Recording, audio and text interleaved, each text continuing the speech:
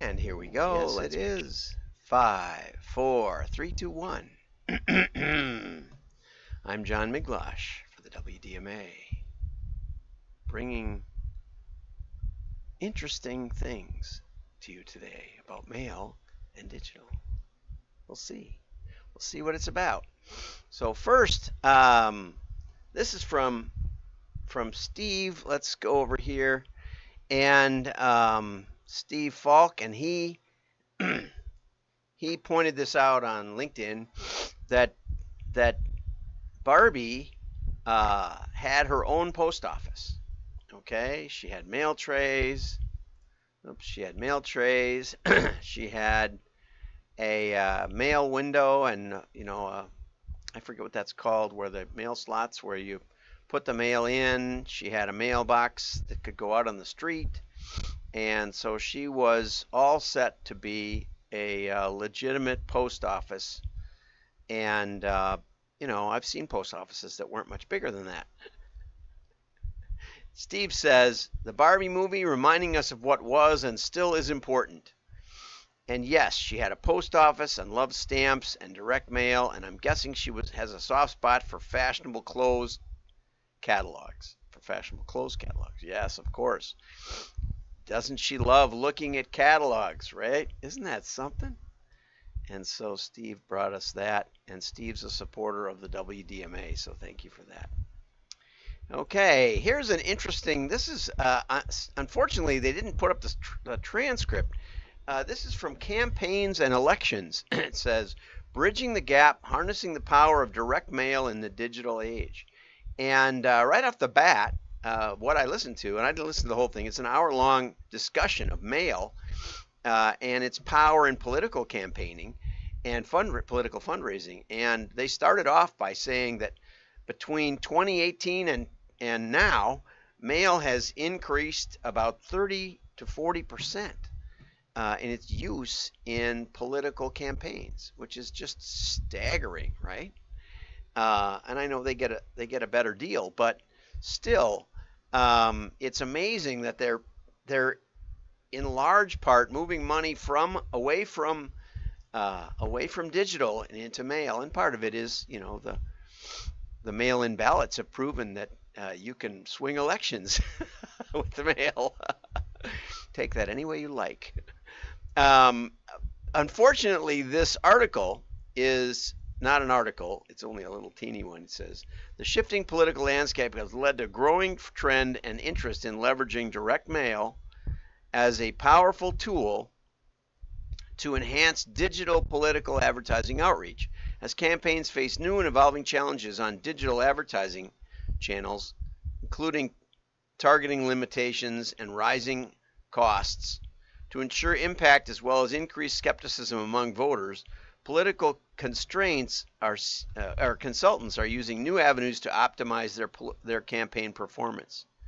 In a recent webinar sponsored by the United States Postal Service, note, a panel of political consultants discussed the resurgence of direct mail in political campaigns, as well as the pivotal role it has within the media mix, and explored how political campaigns can effectively harness voter trust in direct mail to reinforcing messages on other political advertising channels. Okay, and then there was another unrelated story by Robert Williams, and this was political, so I stuck it in here. He said sentiment toward AI in marketing differs by political party, and the question that was asked was, do you think that AI in marketing will improve or deteriorate marketing quality, or whatever, marketing content targeting? And the Republicans, they said it'll make it worse, dramatically so. The Independents said it'll make it worse, somewhat so. They should just cut these off. They shouldn't go to zero. It makes it less persuasive. Robert Williams, you should read How to Lie with Statistics. It's a short book. It will help your graphs. One of the reasons I don't pay for the premium is because the graphs aren't very good. But the Democrats think, yes, definitely AI will definitely make advertising better, which I think is funny. Anyway, so maybe the Democrats won't use mail as much. Maybe the GOP and the independents campaign, not really. Okay, so here's the article I want to get to. This is by Eric Koenig up in Minneapolis, and he's the president and chief strategist at SQL Response. How to overcome signal loss in digital marketing campaigns. And he doesn't mean campaigns like the previous article, but it's a good article. They're not financially supporting the WDMA. I think they should. Eric, you should. But they do have a lot of good content up there at SQL.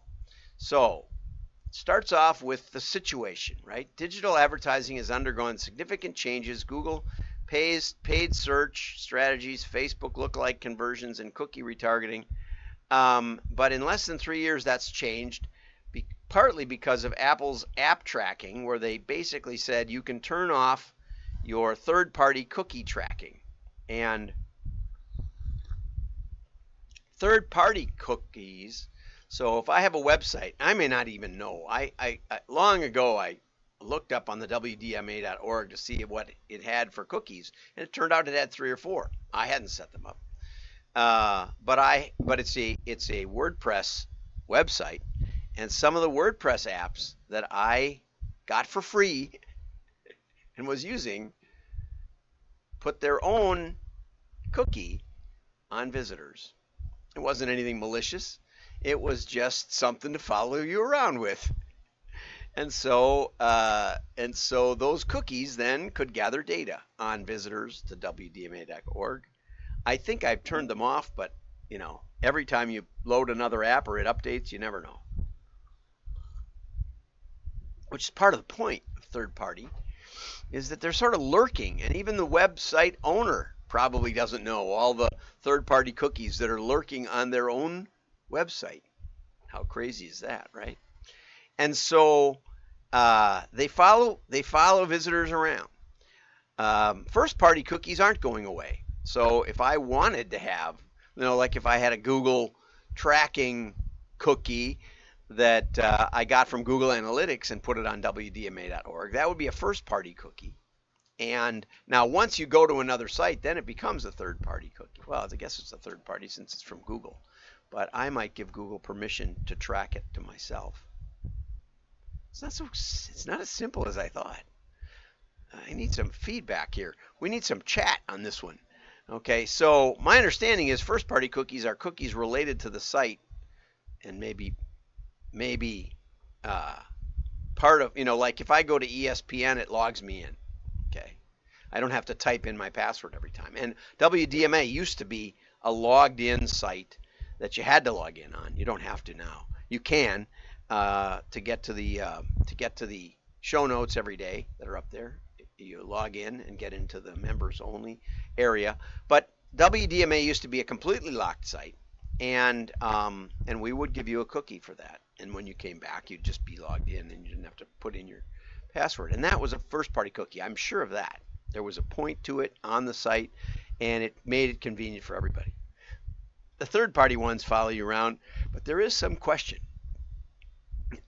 because nobody writes cookies anymore. So if I authorize someone to put a cookie on my site to facilitate financial transactions or other things, is that a third party or a second party or a first party? I'm not sure. But anyway, Apple started blocking the cookies. And so diving into 2024, they're supposedly going to eliminate the third-party cookies, and that's important. It's important to remember that cookies aren't going away. You can still track your own website visitors, and you can still give people, the ability to remember the site and remember their password and log them in seamlessly. Okay, but what it diminishes, the signal loss that's being lost, that Eric's talking about, is that we can't correlate the visitors to our site with when they visit competitor sites or when they visit shopping sites or when they visit sports sites or whatever you're interested in. We can't track that, and because of that, uh, it's leading to the diminishing strength of pixel fires. I'm not sure what this pixel fires is. Mine aren't on fire. On important signals or data points such as purchase events. So the third-party cookie could tell that I went to Land's End and bought something, or I'd tell that I went to eBay. I don't know if they could tell if I bought something, but they could tell I went to eBay. They could track it around where I was shopping, even if they couldn't tell if I was shopping. I don't think. Again, would love to have a digital marketing expert tell me the benefit, the depth of the benefit of third-party cookies. Anyway, their benefit is being reduced because your browser now says, oh, that's not a cookie related to ebay.com. I mean, you were on WDMA, you got a cookie there so you could log in. Now you're on eBay. Okay, we're not going to recognize the WDMA.org. We're going to block that. We're also going to block Akamai, who was following you. That's a real third party that was tracking you wherever you went. So, anyway, the point is that all that ability to knot everything together about you, about where you go, is being lost.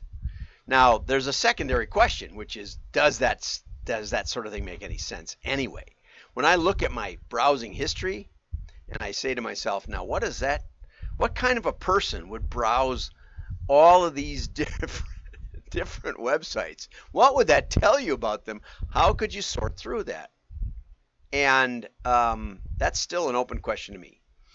I know from decades of experience in machine learning and predictive modeling, and that's a euphemism, but we'll still use it, that even purchase history is very difficult to apply. So if you have, unless you create specific variables for a question you're trying to solve, we built variables for Hammacher Schlemmer related to COVID. We said, is the recent change in unemployment an indicator, a positive or negative indicator of a person's likelihood to buy? Okay, and it turned out it wasn't. It turned out that often the places that had much higher unemployment were the places that had at least full employment previously. Okay, so the suburbs couldn't hire people before COVID, and all of a sudden they had some unemployment. They had some job loss, and that translated to a very large increase in unemployment because it went from 0 to something, which is an infinite increase. It wasn't exactly 0. What we did find, though, was that areas of persistent unemployment, areas that had relatively high unemployment before COVID, that was like boom times, 2019. And so if they had unemployment then they were sort of persistently economically depressed. And that variable actually did work. But very, very difficult to get geodemographics to work. We created those specifically for a question that we had, whether the new customers that were flooding Hammacher Schlemmer in COVID were consistent with the previous customers. You can't answer that by looking at spending patterns because they only had placed their first order or two.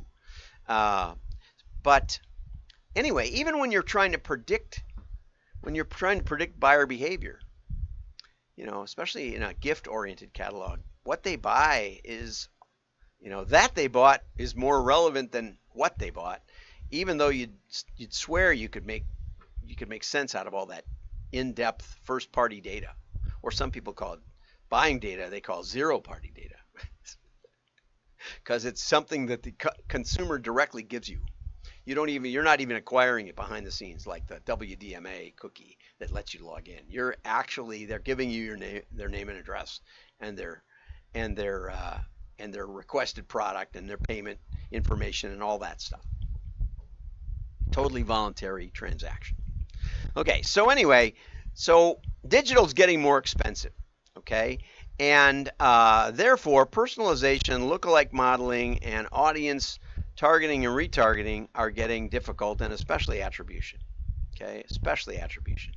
Although attribution never really worked very well for direct mail, because we would drive traffic to the website, it would get a cookie there, a tracking cookie, first party cookie maybe. And then, they'd look around, and then, they'd set the catalog aside. A couple days later or weeks later even, they'd pick it up again, and then they maybe go back to the website and place their order. That's what I did when I ordered my belt from Land's End. Okay, and who gets credit? Well, of course, the website. The website generated that, because unless there's a QR code on the catalog or some other tracking device. In fact, the catalog had a code on it for 40% off. Right? Catalog had a code. Now I got a couple of Land's Ends here, but I think they're both business. Yeah, business. I'm getting business. And on the back it says 25% off Land's End products, and usually it says put in this promotion code, but I don't see the promotion code. Anyway, but on the consumer one they had the promotion code, and when I got on there it gave me 50% off if I used a different promotion code. Maybe that's the website, the digital people wanting to get credit, 100% of the credit, even though I was mailed a catalog, and that's why I came to the site. So attribution is difficult anyway, especially when you use offline information. But Deloitte Touche says it's going to cost marketers a lot in effectiveness and in actual return on investment with the cookies going away. So now what do we do, right? Okay, you can optimize your first party data capabilities. You can build a customer data platform, which is essentially what we've been building for the last almost 30 years. We built one for the Hudson Bay in 1994, where we consolidated the transaction information and built a customer profile by what they had bought, and combined both Zellers and the Bay, which they had never done before on any other platform. They had two ES9000s, which were the biggest mainframes that IBM offered, and we did it on a little NCR PC. They were amazed. They didn't think it was possible, but it was. Okay, all data is not lost. So let's return to offline data. The best way to target and identify, this is really true, is by matching an individual's name to a mailing address. See, a mailing address doesn't move around, right? And so we can match back. You say, well, we don't know the customer journey necessarily. Without the third-party data, it's really hard. And Google admitted years ago that they couldn't really track the customer journey. They could see where they first showed up, digital, when they go to your website, for example. And they could see when they purchased the last time, the last click. They could see those, but they didn't know what they were doing in between. And they couldn't tell which competitors they were going to, or they couldn't tell if they had subscribed to Consumer Reports, or they went on YouTube and watched a video that had nothing to do with your website, but did give reviews of the Samsung Galaxy phone or something like that. You don't know those inputs that a customer can do, or go to the library and grab Consumer Reports. You don't know any of that stuff, and Google admitted it, right? But even in that crazy world, right?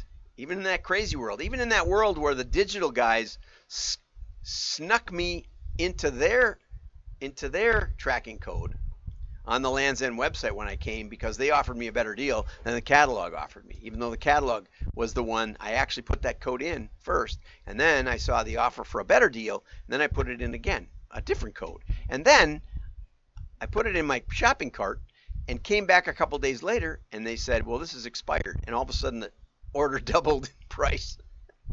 But when I cleared out my shopping cart, then the digital guys gave me another code, which was the same as the prior code, and so they completely wiped out all the tracking pretty much, except what the first party cookies gave them.